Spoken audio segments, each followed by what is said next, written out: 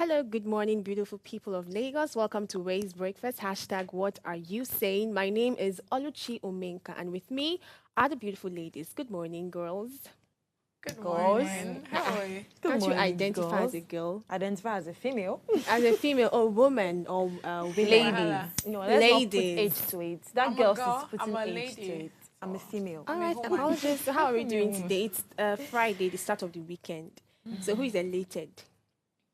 See, Hannah. Something usually the elated one. No, that's always been Mira. Yes, now. Especially when she doesn't have work tomorrow. Just know that she's Always super very excited. excited. Exactly. So what's your plan for the weekend, Mira? enjoying my rent. Anything apart from that, I'm out. You're out. How about you, Somto? Any outing, any Owambe? You know, in Lagos, weekends are for Owambe. I like my inside life. I'm just Nice planning life. to stay at home. Interesting. God's Sleep beauty. and Please watch tell me you movies. have something interesting for the weekend. Nah, to be We're honest. outside. I actually, who is outside? Nah, I'm never outside, my love. I don't understand. The That's the three truth. ladies with me, all of you are introverts. Isn't it? No, it's not a matter of intro. No, it has nothing to do with that, actually. I mean, the fact that we had a very, Hectic. interesting weekend. Let me pull that. Do you get what I'm saying? This one will not. She doesn't want. I know what you cannot relate. Don't worry. When did she come? Because, but I mean, me and Somto that have been on this game since on Monday. Yeah? I mean, of course we need rest. Yes, that's for the fine. record, I'm an ambivert. I'm not an introvert. I'm in not the actually. middle. Yeah. When we're Okay. outside, we're outside. When we are Inside, inside, we're we're inside. inside. But we are Exactly. more on the inside. Than the outside. Beautiful. I think I would agree with Let's that see how too. that goes. All right, ladies and gentlemen, welcome again to Ways Breakfast. We'll take a short break now. When we return, we'll look through the headline stories across the Nigerian newspaper. And do not forget, if you're yet to subscribe to our YouTube channel at Official Upgrade TV, click the subscribe button now, like, and share the link. We'll see you in a short while.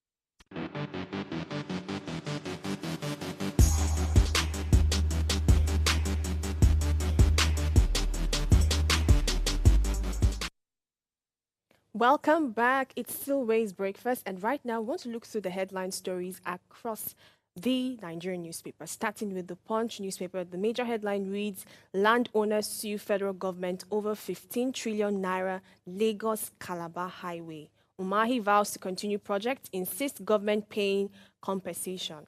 And federal government rules out new roads in 2025, plans to complete existing projects. Above that, NNPC directors' expenses jump by 214%. Tinubu cuts short France trip, swears in CJN today. And Dangote refinery begins petrol production test run. Minister writes Finance Ministry over SANU and NASU's withheld salaries. And 6 NSAS protesters freed after 4 years detention. Bandit kills 13 Niger farmers, alleged leaked information. All right, so the story that I really want to talk about is the NNPC director's expenses jump by 214%. That figure alone is mind-blowing. That's like triple. So I'll read the full details for you. It says that the executives and non-executive directors at the NNPC Limited received 2.5 billion naira as fees and expenses in the 2023 financial year. And this figure indicates an increase of 214% from 824 million naira paid to the directors in 2022. Look at that gap. So let me show you a bit of the breakdown. It says a total sum of 8.7 billion on bank charges, 508 83 billion on employees' benefit expenses and 117 billion on security expenses, amidst others. So, how does this news sound to you? I mean, the way things have been tripled, we all understand the economic situation of the country, and we know that apart from individuals, it will also affect, the government, parastatals and all. But don't you think that this increase is just so triple, especially when it's even involving the directors' salaries and all? I mean, triple. What do you have to say about that? All I have to say is I'm not sure there's anything that will catch me unaware again in Nigeria. I mean, I think I'm trying to toughen up to the level where when we wake up and we hear, oh, Tinubu has done this again, or maybe something has happened in any side, I'm like, oh, okay, that's cool.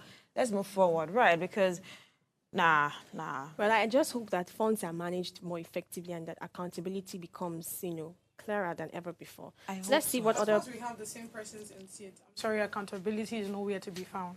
What if we have systems that can ensure that, apart from the persons themselves, we have manual things. People are not ready to go digital. Do you understand? When you go to secretariat, they still want to write with paper and pen. Nobody wants to impute anything. Even if we go digital, the same persons, as far as, the truth is, like I said, as far as we have the same persons on seat, the word manipulating, manipulator, all of these things, they not just come into play just like that.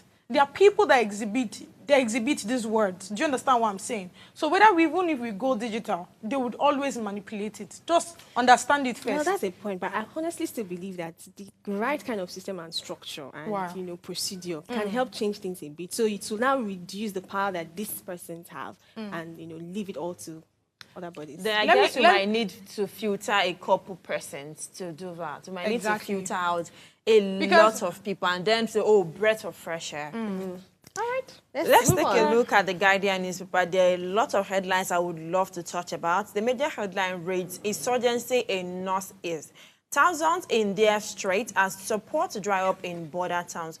I love it when they make use of animation to explain new stories. I mean, it's very key. It's self-explanatory. So this is coming after a news came out yesterday that UNICEF sent supplement meals for people suffering, but instead these supplements are being sold in Kano. Supplements that should be taken care, that should be used by IDPs, people staying in displaced camps, but instead they are being sold. Now this is coming that they made use of it's looking like the Ark of Noah as described in the Bible. There's a tap.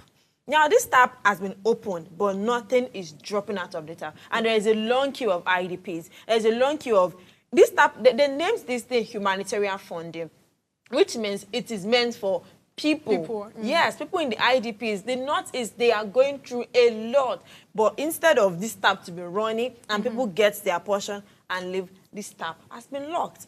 Away from that, federal government films as terrorist kills 12 abduct minors in Niger. CGN, Tinubu to swear in Kekere Ekun as Ariwola retires. Court discharges 6 NSAS protesters after 4 years. Don't destroy PDP, Dele Momodu warns as PDP crisis worsen. Wando completes $783 million Egypt acquisition deal. Then the last but one talked about knocks for immigration over passport fee hike.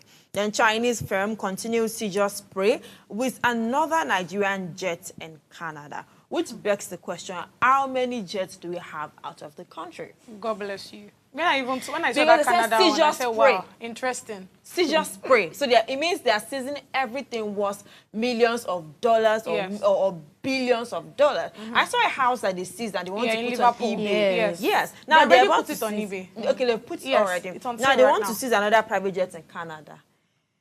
This is Nigeria. I would have loved to talk on the terrorist thing in Niger because the major reason why they are killing all of these people in the north is because of the natural resources that are there. But now they are miners. You're extorting these miners. They are mining for you every day to get peanuts. But instead, another force will come, kill the force of an opposition party and bring their own miners to mine. And we are talking about a corruption-free Nigeria. Looks like it's a dream that might not be visible anytime soon. That's why it's a dream. Some dreams can come true, but ours. Let's move on. So Okay, okay. okay, so let's look into the Vanguard newspaper, and I'll begin with the major headline: End Bad Governance. Release detained protesters now. Onaikon Arewa Youth CSOs. Now, underneath that, we have FGMO's differential tariffs to stimulate demands, and by the right, 2024 Paralympics, Team Nigeria arrives Paris, promise podium performers. And on top of the headline, we have Nigerians trade surplus rise 145% to $8.26 billion. Underneath that, State House 2025 budget to be on actual requirements. Beside that, pay rise. NBA asks judges to revive public trust. And lastly, Ajero's police summons. Obi cautions FG as NUPEG puts oil workers on red alert. Now, I'll be looking at the major headline, which is the End Bad Governance, release detained protesters now. So in 2022, in 2020 NSAS period, 6 protesters were detained. According to them, they said they conducted themselves in a manner likely to cause breach of public peace. These people were taken on November 23rd, 2020 at 12 p.m.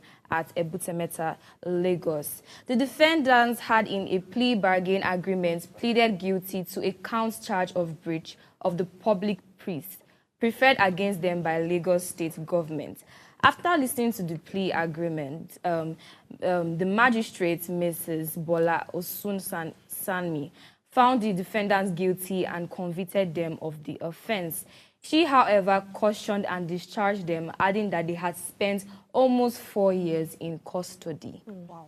I cannot believe that they kept people in custody for public peace for 4 years. What I can't believe is that it's breach been of 4 public years, peace. actually. 4 years. It's just me. I didn't even know that they actually detained these people for this long. Were they tried? And they're actually more than 6, actually, because, I mean, this one you're telling us that it's 6. Well, we'll be So all you right. have Maybe insider just the information. charge only No, come on now. Come on. Okay. This is Nigeria. All right, let's quickly go over to the international space. I'll be taking you through the New York Times. All right, so the New York Times newspaper, left side of it has Russia inquiry by United States centers on Americans. Next to that, we have the wars carry small towns reading him. Right side of the newspaper has Harris banned on Gorgon omit how price policy may not match hopes or fears. But the left side has China's road trip heroine, a bold step on a new journey.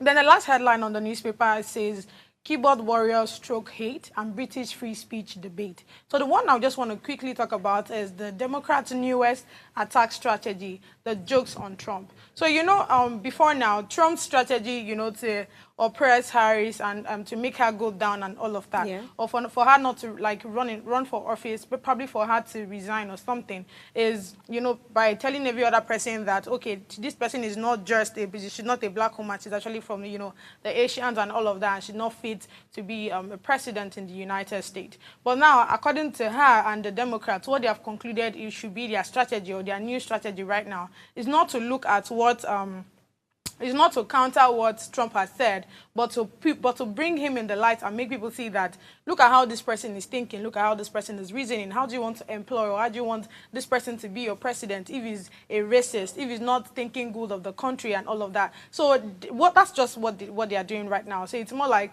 both parties, that's the Republicans and the Democrats, are just looking for new ways or new strategy to bring each other down. Fingers crossed to see who becomes the president at the end of the day. So that's all I have for you on the New York Times. And we have God's beauty to lead us on that. All right, today we're talking about tech in education, protecting children in the digital age, and we'll be joined by a child safeguarding expert. This is one show that you do not want to miss. So stay with us. We'll be right back after this short break.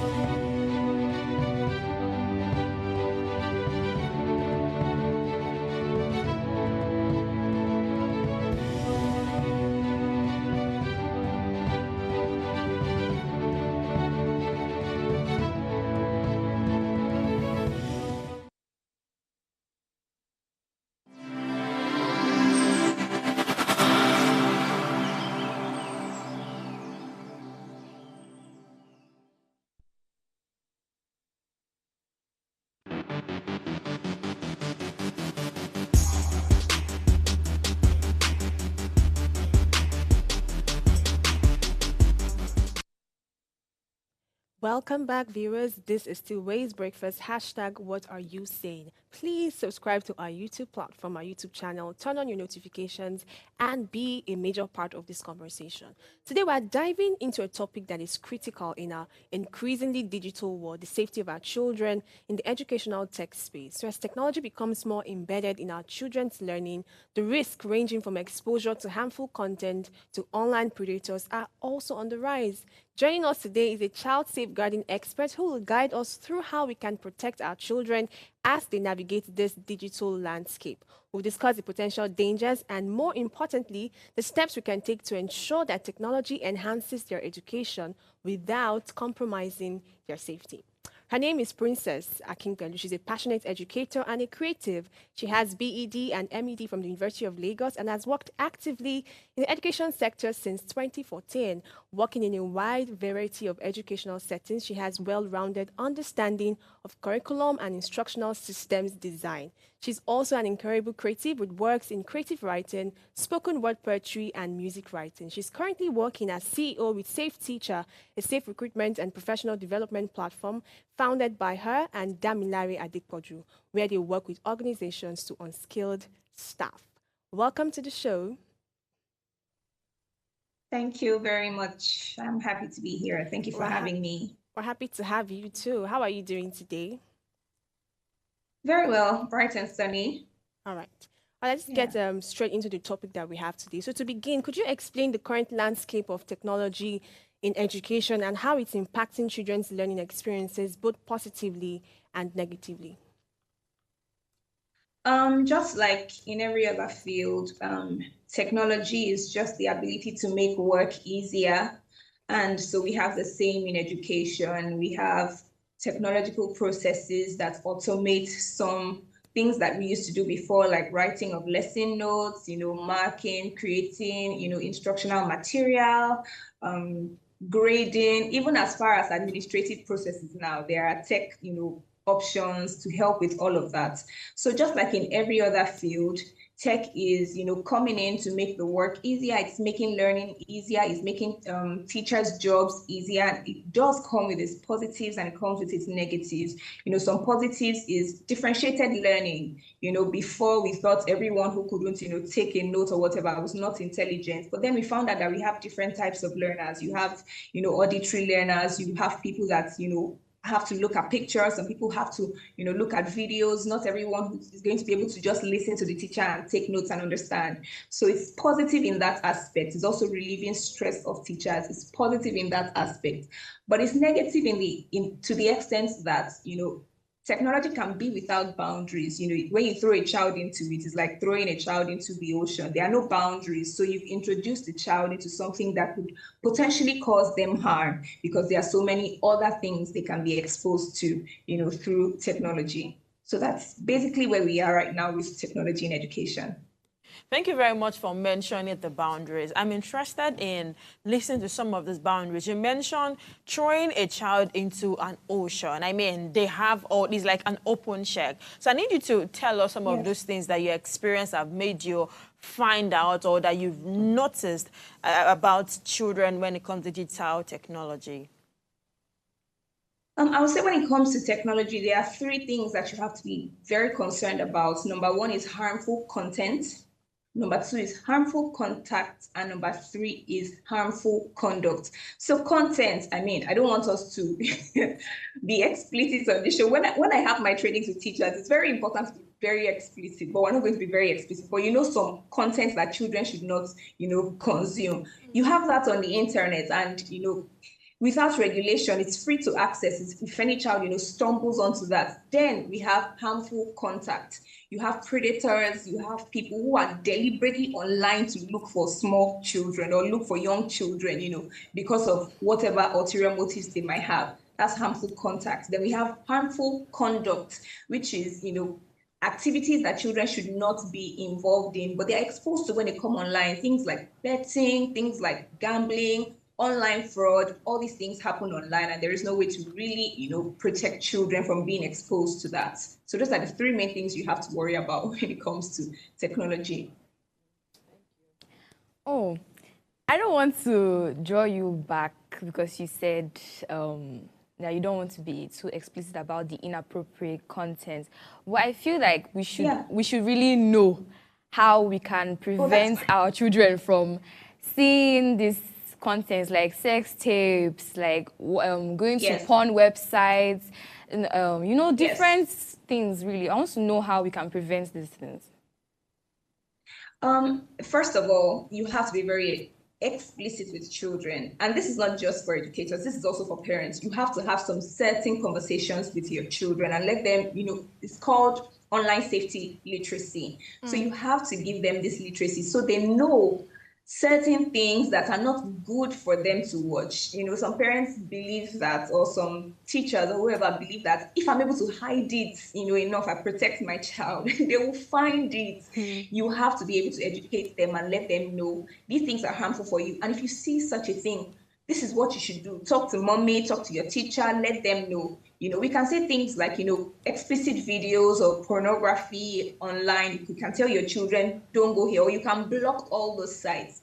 But it will interest you to know that there are some certain people who deliberately put their own adverts in between children's programs. And you have a lot of parents talking about that also on YouTube. It's a child's program, and then they deliberately put their own advert in the middle of that. As a parent, you can't, if you're putting up, things to protect your child, you won't even think about that. So that's why having those conversations are very important. Let them know what is good to look at, what is bad to look at, what to do when you see something that is bad to look at. Talk to mommy, let me know what site you saw it on and things like that. So you really have to converse with your children and give them this online safety literacy.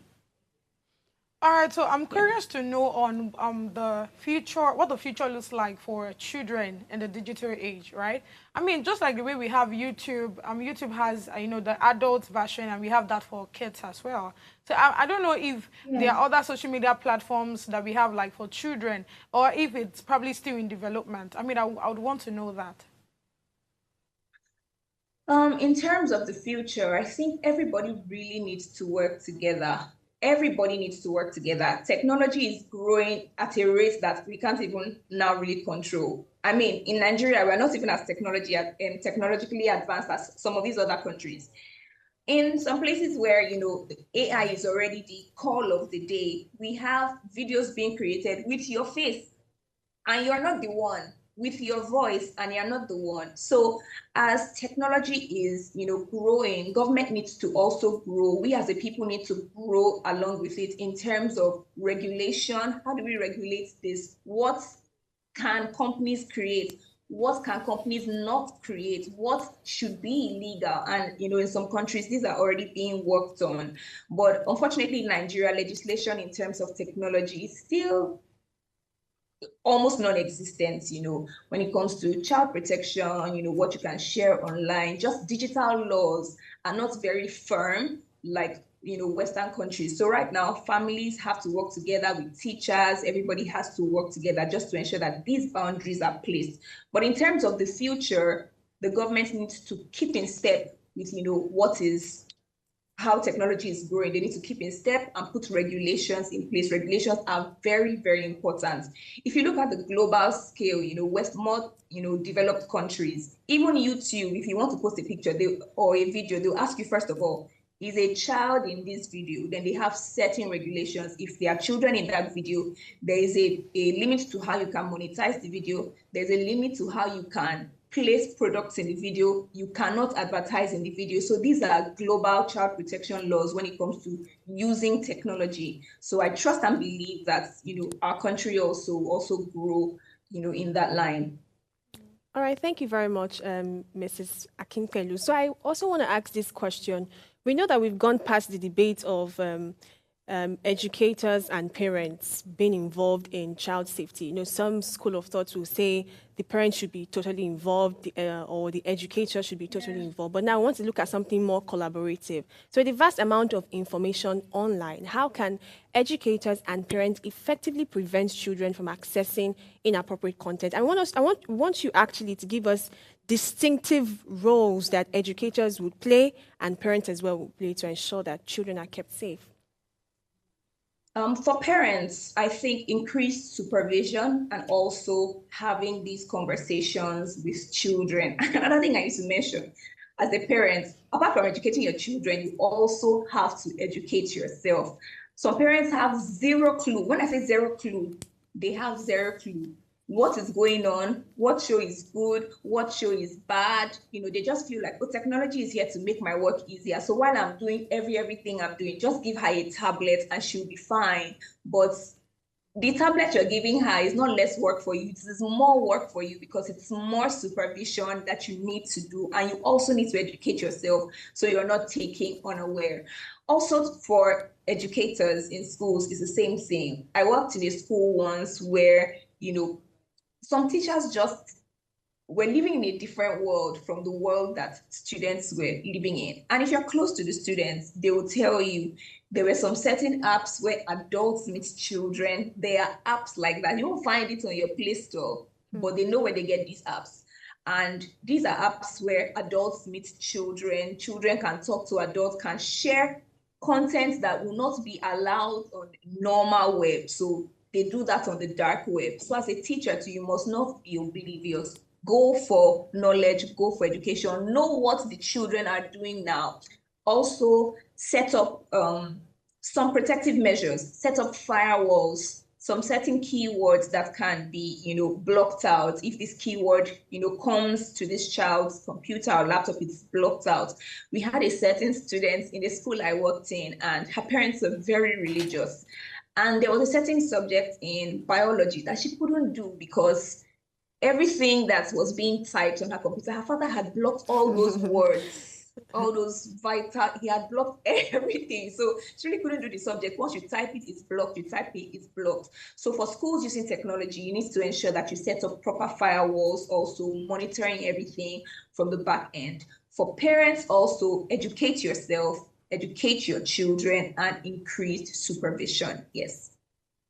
I like to talk about the school and the home that you've been mentioning. There's something called cyberbullying as well. There's something called cyber sex and cybercrime. I mean, it was a documentary I was worked on recently by a team that I belong to, and it's a crime that is not well reported, but it is on the rise. And I mean, it makes billions of naira. This is a website where they use children pornography to make money. And at times, these children are not even aware of, because at that age, they feel like they can still flaunt their body everywhere. So how do you think teachers, parents can be in full control of cyberbullying of their children? It's not enough that they block out some things. It's not enough that they don't allow some apps. But on the part of parents and children, how do they ensure that the digital tech space, their tablets, their system in schools and at home, are not used to carry out any of these things? Also, I also like to mention, I think you should answer that first.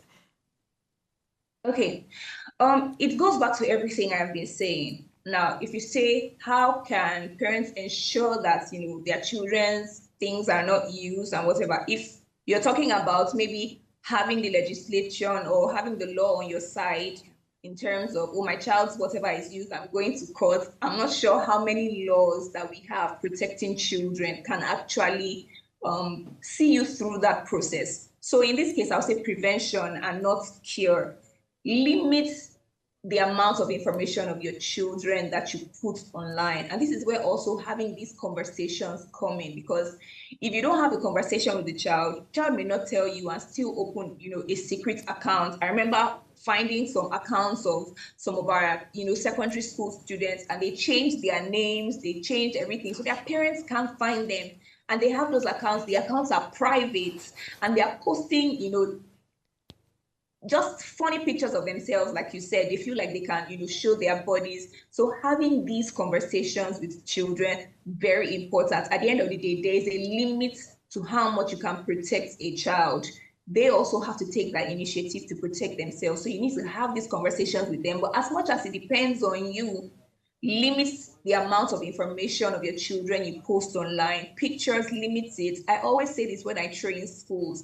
In more developed countries, you can't just take anybody's child's picture and use it as the banner or advert for your school. Or they went for a debate competition, you've posted it all over your social media. You have to have media consent. And if the parent says, I'm sorry, I don't want my child's face there, the child's face must not be included in any school picture, school video, or whatever you're putting online. I realize that some people are very careless with that. Some teachers, in the name of content creation, they put their students' videos online everywhere, and that is very bad because you're exposing the child to everything you've just talked about: cyberbullying, exploitation, grooming. You're exposing them to that. So limit the amount of information of your children you put online, and also educate them on why they should do the same.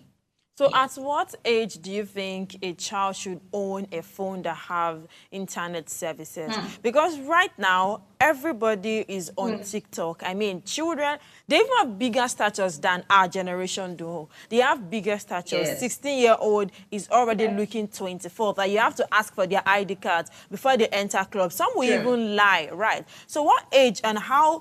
We cannot curb it. I am training my child to become a responsible person, but are you training your child to be a responsible person? I am blocking everything, filtering everything on my child's tablet. But my child will go to school and mix with people. My child will go and meet that bad child of yours that you refuse to train, and they will show him, okay, you can, let's use VPN. Okay, let's change location from US to one of these countries that has no strict rules. So it still boils down to regulations, because it is not enough on my side. Don't you think government should try to put some laws in place, and some schools too should try to put some laws in place? Well, definitely, I think that the government has to, but like I said, we're lagging behind, other countries, because our technology is also lagging behind other countries. However, we're making good stride. At least our, president was able to appoint a minister of technology, which I think is like the first. And I know the man, I've worked with him, I've been at some of his conferences. I know that this is something that he's also very passionate about.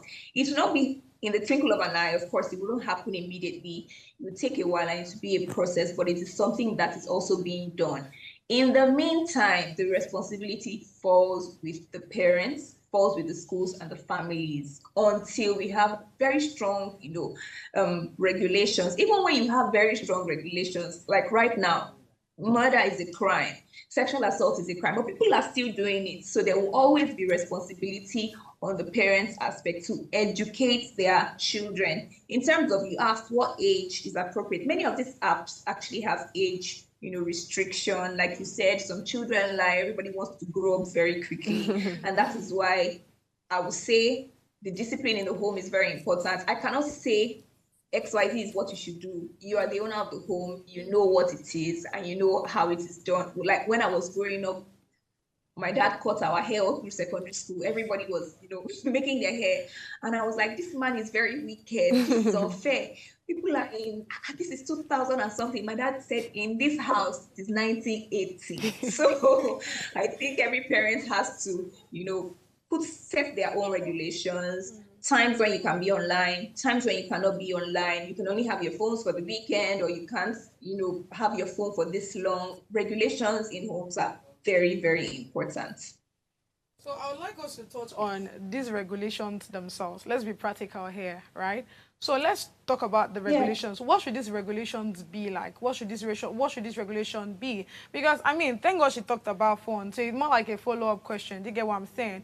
And that was, I think there was something that trended on social media last week where a certain children were not doing academically well, so their parents and teacher had like a PTA meeting. Do you get? So when they had this meeting, in conclusion, what they concluded from everything in order for the children to strive academically, they told them to start breaking their phones themselves. So they said, okay, on your phone, or you start hitting it on the ground. And they were crying doing this. And to some people, they're like, no, this is not the best way, of curbing the situation. This is, some people are like, yes, this is the best way, so that they know the gravity of, of whatever offense they have committed. Do you get what I'm saying? So I would want to know what those laws are, because I get you when you say that, everybody has their own way or their own method of training their children and all of that. But I feel like this is a bigger issue. This is not just a family thing. This has to do even with the society and the government at large. All right, thank you very much. Before we take the answer to that question, we need to go on a short break now. We'll return and start on that note. Stay with us. We'll be right back shortly.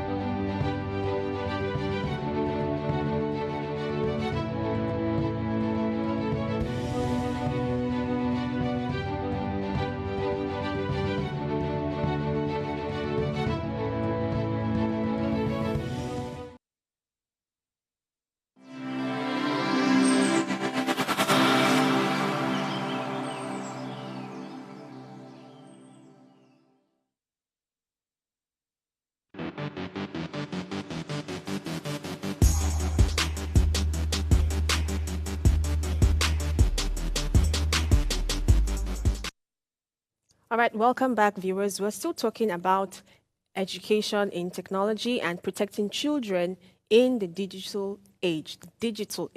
So we had God's Beauty ask a question to our guest, and I'd like to take it from there.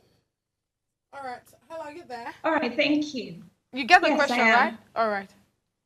You were asking about what laws can the government put in place to actually protect children because Yes. you're saying it's bigger than we have in more developed countries, which I believe that we are also working on. We have GDPR laws. These are data protection laws for children, and it goes as far as how you can show a child's face, where you can show a child's face. I remember one incident in Abuja, one supermarket, I think Prince Ebano, that was burnt down by a young girl. Do you remember that story? Yes, I remember. Yes. Okay. And then we had I saw the video of them interrogating her in police station like an adult, say the truth and things like that. Yeah. And her face was being shown, which is a violation of her rights. She's a minor. Her face should not be shown, but her face was being shown, and that is because we don't have active regulations against these things. Her face should not be shown. I don't think it's even active regulation. I think it's the fact that most of us don't even know this. Because now that you are saying it, I mean, when I saw that video, it was more like, okay, who sent you here? You know, everybody was from the perspective of, okay, this girl cannot do this thing on her own. Do you get what I'm saying? So it was, I think most people are not even educated on that, to be honest. So it's not even a regulation problem. I think it's the fact that we are not even aware of it.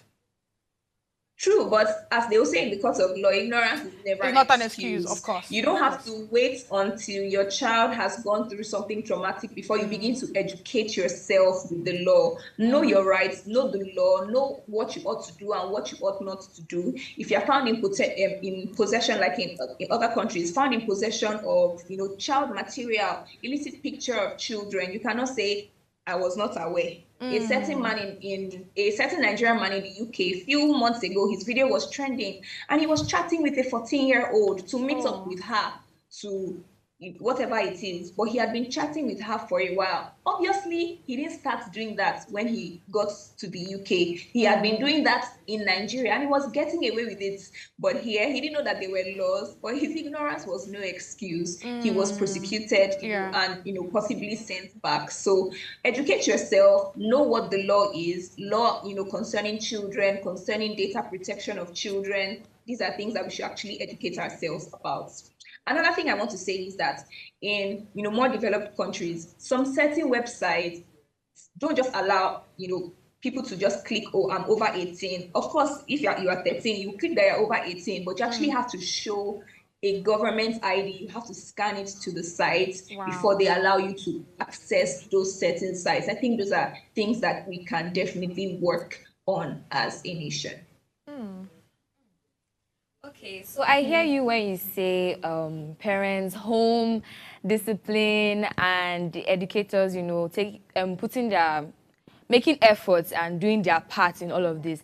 But what about the tech companies? I feel like the tech companies have a huge role to play in all of this. So I want to hear your take on this. What do you feel the tech companies can do in safeguarding children from basically all of this we're talking about, the cyberbullying, the inappropriate contents, and all of this?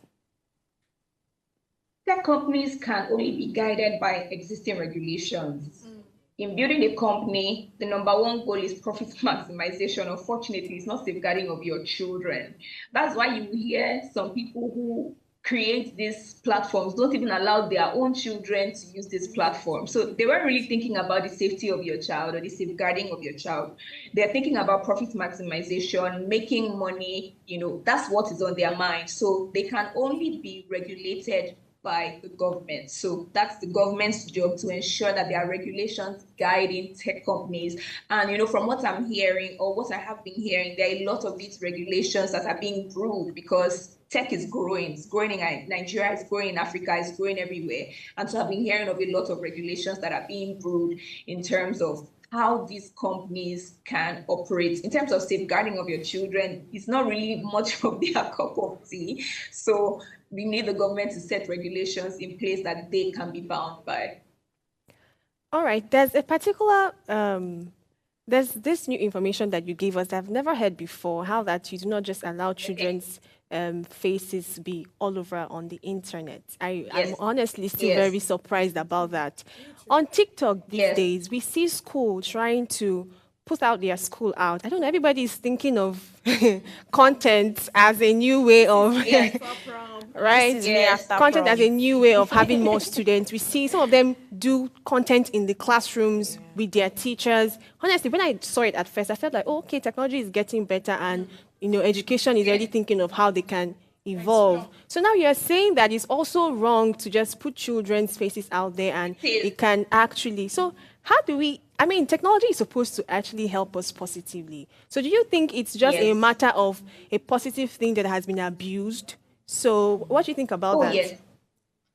Oh, definitely. It's a positive thing that's been abused. Technology has immense benefits in terms of education. How far I was just remembering doing my undergrad, the difference doing my undergrad um project and doing my master's project. Imagine going to the library and having to get how many books, refer to how many books, read how many books, and now all the journals, everything that I need is online. And I think about that. How did my parents do their own projects? Like, did they sit down with all these books and go through the literature review? So it does have its positives, but like every good thing that can be perverted, it also has its negatives. So yes, there are media rules protecting children from their faces showing online. When I worked in a British school, you actually have a media consent, form that parents have to sign. So I can't say for those schools on TikTok, maybe the parents have signed media consent to say, I allow my child's face or I consent for my child's face to be shown.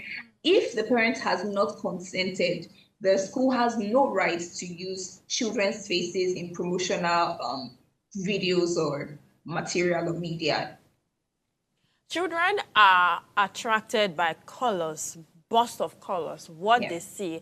That is Yeah. why we have more children watching cartoons. And these days, there have Yeah. been reports making rounds that they are, do I say excerpt or a touch of Yes. LGBTQ in some of these cartoons Yeah. that our children watch. Yes. Yes, in Nigeria, I know there Yeah. is a regulation body that watches our movies before they get released to the wider audience. But then, we in Nigeria really do not produce cartoons. Yes, we've seen a couple of them, Iyanu, the series, we've seen Some just a couple animations. of them, but it's been monitored. It was monitored by the National Film Censors Board. But all of these movies brought in from out of the country that they watch that has Yes. LGBTQ, just a touch of them in Violence it, as well. violence in it, sexual violence in it, and all of that. Because there was a time that we heard of a child killing her cousin and all of that. It does not happen. They don't imagine, okay, be strong so when the person might die. They probably have seen it in a movie. How do we now ensure from the film board that, okay, there are no LGBTQ rights? Yes, we understand that in some countries it's accepted, it is normal, but for the children, Yes. it is not accepted. That's a very deep topic because you think about the legislation of other countries and these things are legal in their country. There's nothing wrong with it, it's part of their daily lives. And so limiting their media from your own country, I really don't know if the government is able to do that. I don't think the government will be able to do that in terms of, limiting their media from, because if they put something on the web, it's called the World Wide Web. Everybody can access whatever is put on the World Wide Web. And we cannot put our own sanctions on their own products.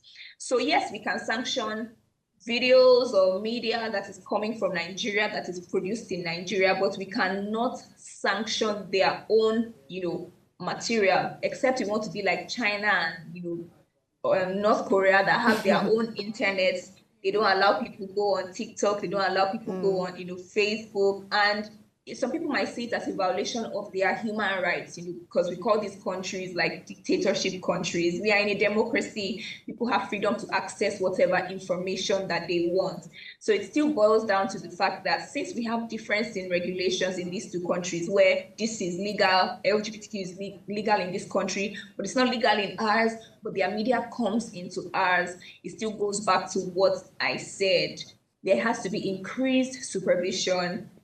in everything that you're feeding your child or allowing your child to consume online, there has to be increased supervision. You have to go through it, over and over before you allow your child to, go ahead and consume it. Unfortunately, that's where we are right now. All right, I'd like to ask this question again. Increased supervision, increased supervision. You've mentioned this a number of times, but Yeah. sadly, in the country that we're in today and with the average Nigerian parents that we have, some of these rules that you've mentioned, I'm sure they are just hearing it for the very first time. I mean, some of these apps Yeah. or, you know, strange stuff that children engage themselves with are still very new to these parents, especially parents that are not even very educated, but they want the best for their children. They've taken them to the best of Yeah. schools because I want my child to be the best, right? And they provide them with the Yeah. technological tools that they need. But then the question, Yeah. it beckons on the question that how can we really help parents become more aware of the things that are actually happening? Because I feel a lot of parents are in the dark. It's easier for educators and people in the educational space to still be aware of it Yes. because look at PTA meetings today in Nigeria schools. I've been privileged to be in some of these meetings. What they talk about school fees. If you've not paid your school fees, please. End of year party. I do not see trainings that actually help parents be aware of the things that their children, could fall victim of. It's rather Yeah. talk about money or we are, Yeah. different stuff. So Yeah. how can these parents, because yes, children are going to be in school a lot of the times, right? But they're still going to be home. So parents, what can be done for them, Yeah. especially those that are average and are not really educated? Okay, I would say just like you said, the school and the household actually have some type of partnership in raising the child. I always advocate because whenever we go to schools and we do online safety training, I always advocate for schools to pass on these trainings to parents. Parents need to be aware of what is right and what is wrong, also to help them because it's shared responsibility. The child is at school for 8 hours and at home for the remaining, 16 hours or how many hours is left in the day. So you actually need that partnership. So it's important for schools to organize these trainings for parents, online safety trainings. Like you said, the schools are better informed because you see the children, you talk to them, you relate with them, you know what is up, you know what they are using, and you know what is in now and what they are exposed to. So it's helpful to educate the parents. Like you said, PTA meetings should be for much more than just discussing those things.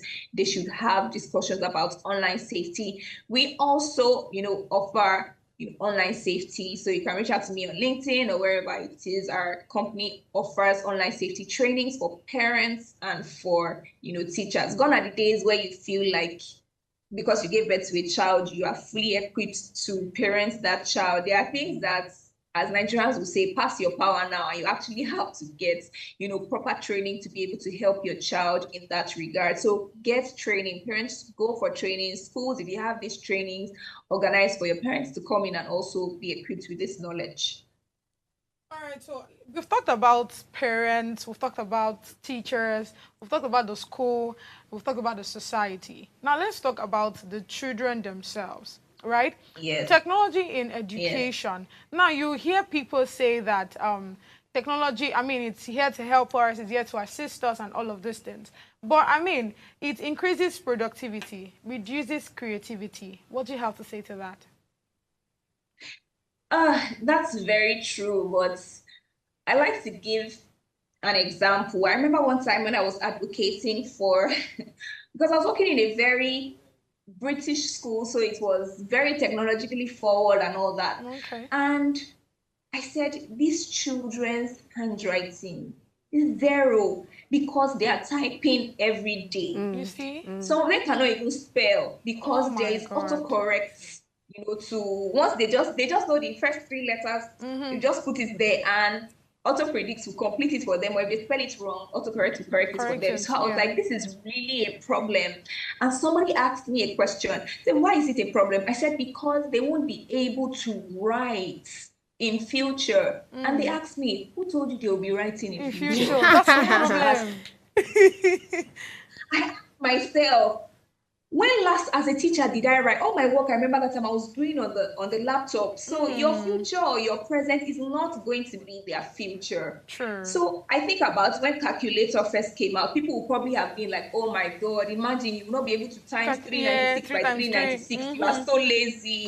Look at us today. Somebody were to ask me what is 396 by 396, I will just bring out my phone and I'll just type into my calculator. So it's a crutch that will be here forever. Yes, it is a crutch, but it's a crutch that will be here forever. Once upon a time, it was a flex to be able to operate a typewriter or write in shorthand, to be able to, work in a business, setting, things like that. That has quickly faded away. Nobody is clapping for people who know how to use, a typewriter. So unfortunately, technology is a crutch that will be here forever. As much as people will say, oh, ChatGPT, don't use ChatGPT, it reduces your creativity. ChatGPT writes better than I could ever. My writing original, do you understand? But it will not have the technicalities, it will not have the words, vocabulary that all this Harvard and Oxford and everything are looking for. So it's better for me to write my original one, allow ChatGPT to help me, take it back from ChatGPT, also make it more original again. But the truth is, technology is here to stay and it's staying forever. We just need to, like we said, put some regulations in it, and those regulations should allow for originality, should allow for creativity. So, everything doesn't just become very, robotic in the future, but it's here to stay and there's really nothing we can do about it. So what do we do now? Because I mean, if you look at it, the generation we have now, we are open to, to accept all of this technology, what technology has to offer. But this other generation, they are yet to accept it. So I don't know how we can balance it, or how we, change this narrative. I get you. I understand what you're saying. In short, the example you gave was a perfect one. I remember my mom is actually very good with shorthand and all of those things, But I mean, see her being a businesswoman now. Who cares who studied shorthand and all of those things? Do you get what I'm saying? But back then it was hard cake. Do you get? So I understand what you're saying, but somehow I feel like we still need to get to a balance. Do you get what I'm saying? Of course, we do need to get a balance. I remember when I was working in a school, you're trying to get references for the children especially children who want to school abroad. And there was a certain time that academics was just the only criteria for judging children schooling abroad. But if it's just that, it only Asians you have in your class. Because if you're talking about academics, we're not talking about A that is equal to 75. Their own A is 95, 97, 98, 90. So in order to give room for other things, they started to offer admissions based on, are you skilled in music? Okay. Are you skilled in sports? And that's why we see, a lot of scholarships in terms of sports in the US. So when it comes to creativity, using technology, there definitely will not have to be another way to test people, to allow people to perform. Like if I'm going for a job interview, very soon, cover letter will not be a thing again, because everybody will write perfect cover letters with ChatGPT. Then they now have to think of more creative ways to test. Right now, we're looking for more creative ways to test children, because they're answering all the questions with the internet. They're answering all the questions with technology. Actually, even the one you don't know as a teacher, the students will. In fact, this was a student of mine that told me there's something called photo math, and they use it to write their jam. Photo math means just take a picture of the equation and put it into photo math, and it will give you step-by-step working final answer. So definitely we're going to have to be more, we're going to have to be more creative. We are not going to be testing final answers anymore. We're not going to be testing, paragraphs, how to write good essays anymore. So that's increased creativity also for educators. You have to think about ways, to test intelligence in children and to test that they're actually learning what you want them to learn. So thank you very much. As we begin to come to a close to today's program, I'd like to mention one very important positive aspect I've seen technology do, and that is encouraging inclusivity for special needs children. So I need you to speak a little on that as we wrap up on the show. Like I mentioned at the very beginning, one of the greatest positives of education is differentiated learning. Differentiated learning just means the ability to teach each child in the way that they learn.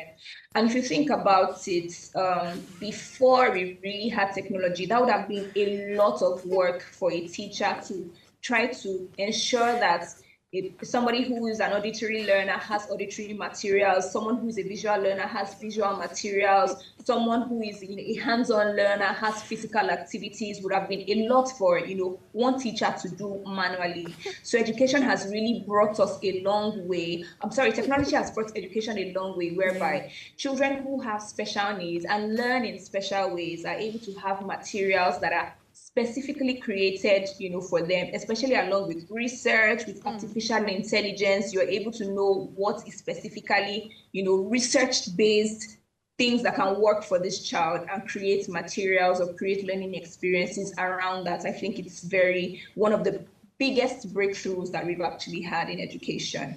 Thank you very much. And that is where we'll wrap up today's show. Thank you very much for joining us today. Thank you for having me. All right. Thank you. All right, till next week, this is Two Ways Breakfast. Join us again on Monday, 8 a.m. to 9 a.m. Have a great weekend. Bye.